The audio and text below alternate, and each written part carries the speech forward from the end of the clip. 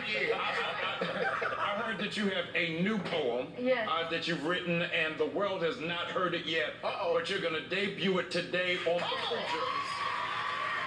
What is it called? This new poem is called All Lives Matter But. All Lives Matter But. Yes. I need to hear it. Will you share it with us? Yes, I will. Come on, give it up.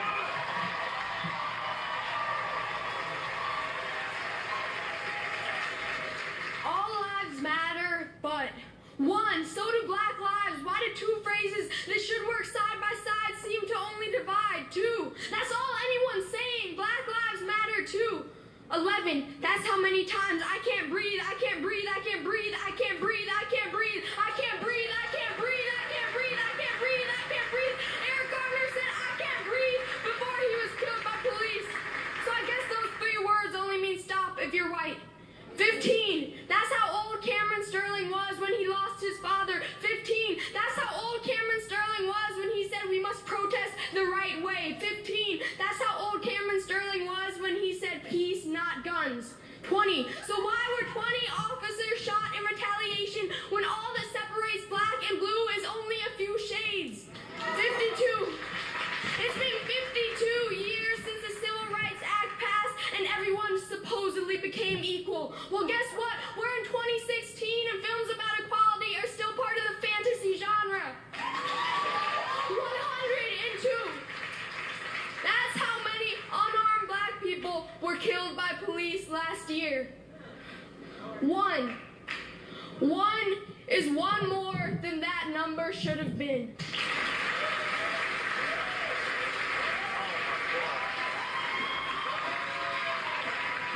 The one, the only, RuPaul.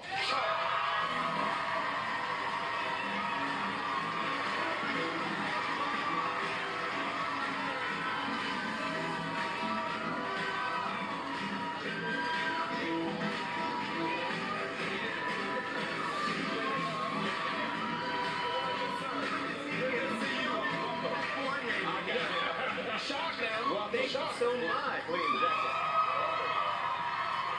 Listen, let me just first start off by saying thank you for coming and being a part of the show.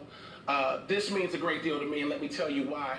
Growing up in a very conservative church background, we were kind of told not to engage or connect with people who don't see from our perspective.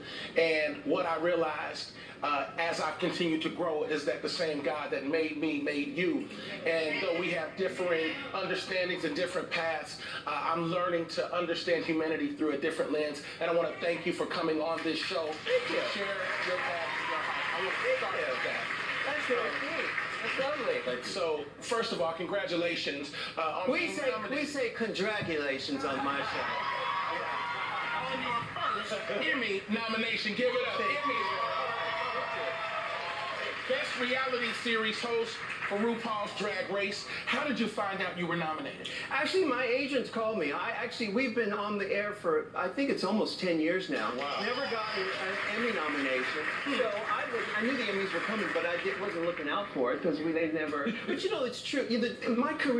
My whole career, I've never based it on what other people thought of me. I do what I felt in my heart I needed to do. And it's great, but you know, it's great to get that kind of recognition for all the other people who work on the show. But for me, I do it because this is what I love. This is my passion. You know what I mean? So the awards, you know, it's fine. It's fine. You know? So here's something that I thought was hilarious and interesting. People can't stop talking about Donald Trump's entrance at the Republican National Convention.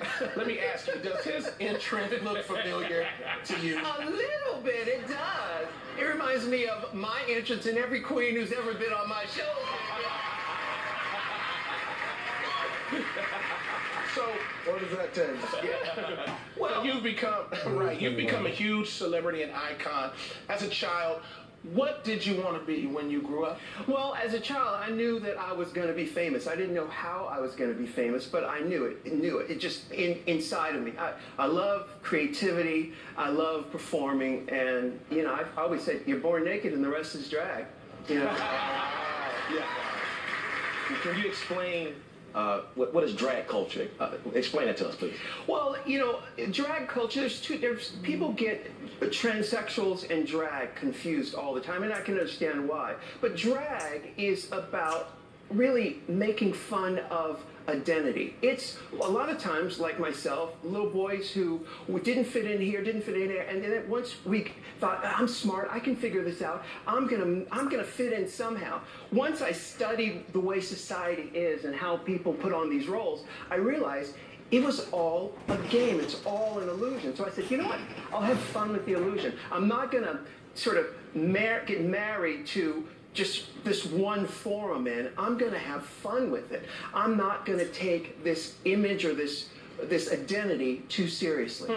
And that's what drag really is. So we have fun with it. Now, transsexuals, it's very different. Transsexuals identity is very important to them because they identify as a certain gender. Drag queens, we don't identify with any gender. We say, it's the party over here. Let's just have some fun. It's not that serious. Not that serious. Now listen, hold on. We got a clip. We need to get to this clip. Don't forget your question. Let's get to the clip. Skin Wars Fresh Paint, which is wrapping its third season, right? Yes. Okay. So let's take a look at the clip. Y'all hungry? I brought in this delicious and colorful food truck because we've discovered your favorite things and places. Now we're going to explore everyone's favorite thing, food. In this final challenge, you'll be creating the most visually spectacular illusion in body painting. A camouflage blend. So let me ask you this. What was the most memorable moment of Skin Wars Fresh Paint from season 3? What was that? On this show, there's lots of nudity. Preacher, I'm sorry, but there's a lot of nudity. I got you. And these people come on and they paint these naked bodies. And you get to watch the glory that is this experience on this planet come to life on these human bodies. Wow. And of course, you say that you're not religious, but you do pray. Oh, I pray every day. And I'm going to talk about that because And I guess I want to ask you, who do you pray to? I pray to a power greater than myself. And that is the key to prayer. The idea of kneeling down and saying, "Dear God," just those two words, it unlocks, it decodes the ego. I need to de-engage my ego. And just those two words and kneeling down, that act. That's the ego humility. has no power over that. Wow. So I meditate, I pray, I'm very mindful of the thoughts that I think, so that because we are extensions of power, so we are very powerful. Yeah. So the thoughts that you think, the thoughts that I think, they go out into the world. And life says, I'll be whatever you want me to be. I'll be whatever you want, and so that's the life you'll get. Well, ladies and gentlemen, check out RuPaul, the season finale of GSN's Skin Wars Fresh Paint.